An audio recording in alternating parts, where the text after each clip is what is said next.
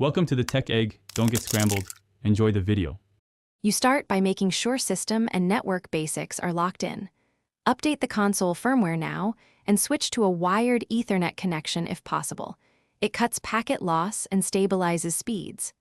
Once done, set power mode to instant on so downloads run in background.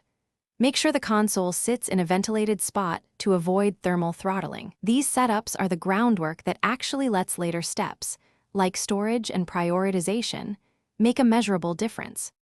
Now you optimize storage and network to reduce installation bottlenecks.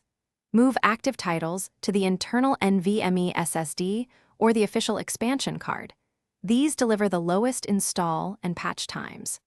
Clean cache and uninstall games you no longer play so the system can manage files faster, and maintain at least 15% free space to avoid fragmentation. Then configure your router. Reserve the Xbox IP and enable Co-S to prioritize update traffic, which prevents other devices from slowing downloads mid-patch. Finish by streamlining update behavior and knowing what to do when things stall. Schedule installs for off-peak hours and keep auto-install on with instant on so patches apply immediately. If downloads are slow, run network diagnostics, reboot your modem and router, and retest speeds to confirm throughput. If an update fails or freezes, clear persistent storage, perform a full power cycle, and attempt the update again. If problems persist, remove the external drive temporarily and retry. That one troubleshooting sequence fixes most stuck updates.